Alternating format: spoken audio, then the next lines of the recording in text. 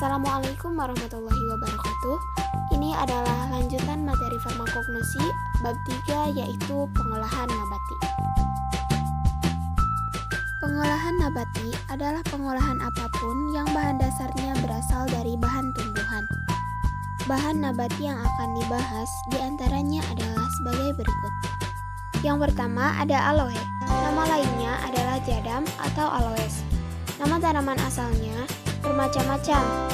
Ada aloe perii, aloe barbadensis, aloe ferox, aloe africana, dan aloe spicata. Keluarganya adalah Liliaceae. Zat berkhasiat dari jadam ini adalah damar, aloin, air, dan abu. Penggunaannya adalah untuk pencahar.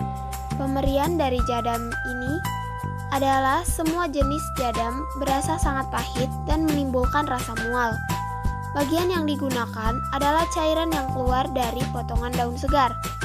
Jenis-jenis cara panen dan perbedaannya ada 3 macam. Yang pertama, jadam curacoa diperoleh dari aloe barbadensis, aloe vera, aloe vulgaris. Batangnya yang sangat pendek dan mengayu, berbunga kuning terang. Yang kedua, jadam kape diperoleh dari aloe ferox, aloe africana, dan aloe spicata. Batang tinggi seperti pohon sampai 5 meter, daun-daun sebanyak 30-50 helai, berbunga putih.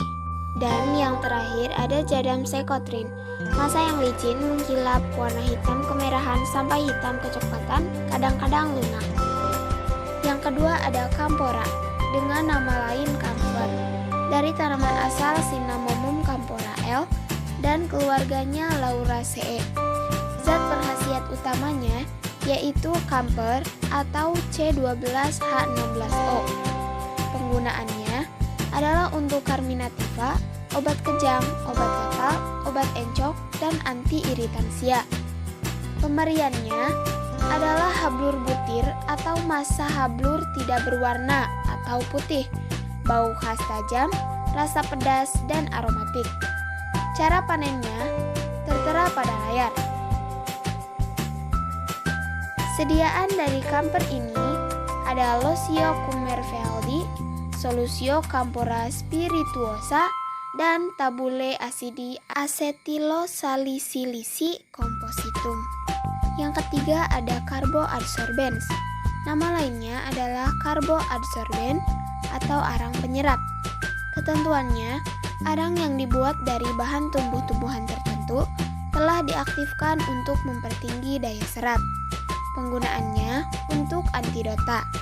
Pemberian dari carboadsorben ini adalah serbuk sangat halus, bebas dari butiran, warna hitam, tidak berbau, dan tidak berasa. Yang keempat ada kateku. Nama lainnya adalah gambir, dari tanaman asal Uncaria gambir atau Hunter-Rox. Keluarganya yaitu Rubiaceae.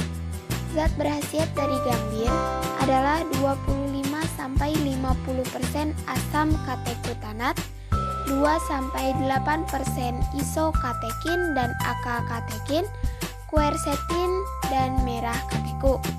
Pemberian dari kateku yaitu tidak berbau, rasa mula-mula pahit dan rasa kelat sepat, kemudian agak manis.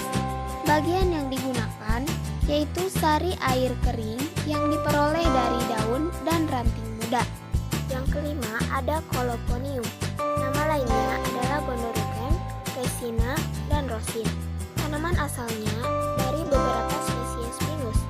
Keluarga dari Colophonium adalah Pinaceae. Zat berkhasiat utamanya yaitu isomir dan modifikasi dari anhidrat asam abitat, termasuk golongan ini adalah asam primarat dan asam sapinat. Penggunaan dari Colophonium adalah bahan salep dan plester. Berkhasiat mencegah oksidasi dari lemak, maka berguna sebagai bahan pengawet salep. Pemberiannya yaitu massa jernih seperti kaca warna kuning pucat atau kuning kecoklatan, bersudut-sudut, rapuh, mudah lengket satu dengan yang lainnya, bau dan rasa lemah dan militer. Bagian yang digunakan dari Colophonium adalah sisa yang diperoleh pada penyulingan minyak atsiri dari damar minyak. Jenis-jenisnya yaitu ada 2. Yang pertama ada Gonorrhoeae gum. Terpisah dari minyak terpenting yang disuling minyak atsiri, bubuknya berwarna putih tidak lunak pada suhu 50 derajat sampai 70 derajat. Yang kedua ada gondorukem kayu, diperoleh dari kayu pinus secara penyulingan, penyarian atau kedua cara ini bersama-sama.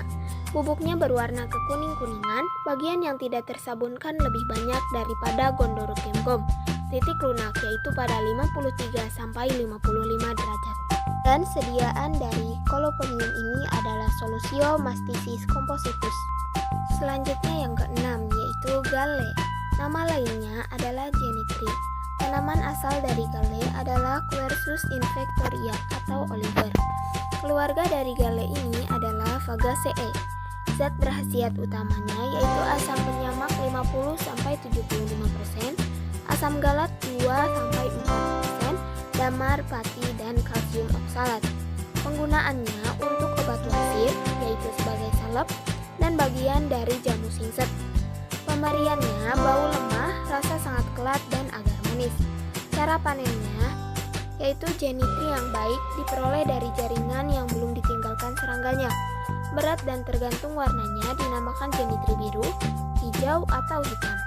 Jika telah ditinggalkan oleh serangganya, ringan, lebih menyerupai bunga karang dan berwarna pucat, disebut genitri putih dan nilainya rendah.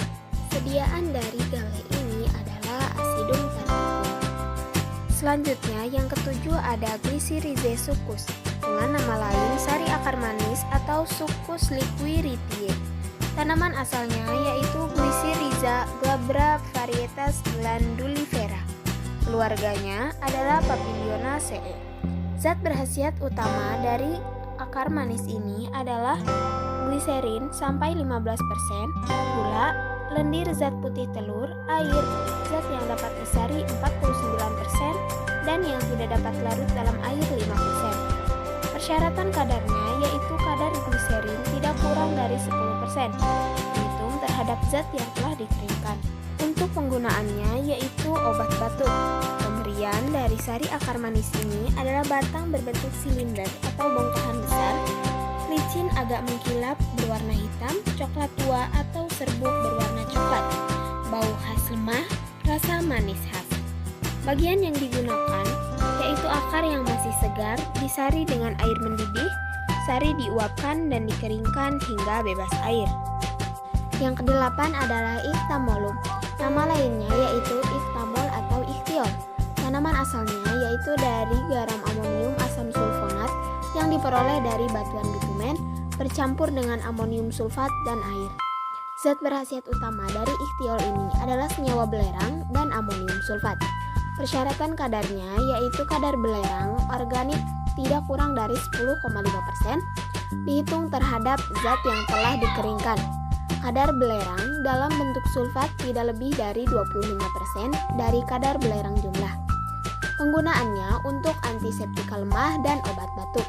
Pemberian dari ichthyiol ini yaitu cairannya kental, warna hampir hitam, dan berbau khas. Sediaan dari ichthyiol ini yaitu Solusio ichthymolis aeteris.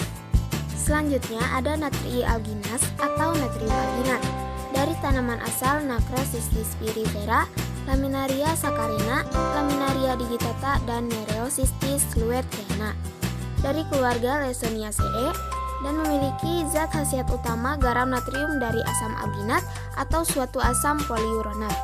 Penggunaannya adalah untuk emulgator. Pemberian dari natrium alginas adalah serbuk halus atau kasar, warna putih kekuningan, hampir tidak berbau dan hampir tidak berasa.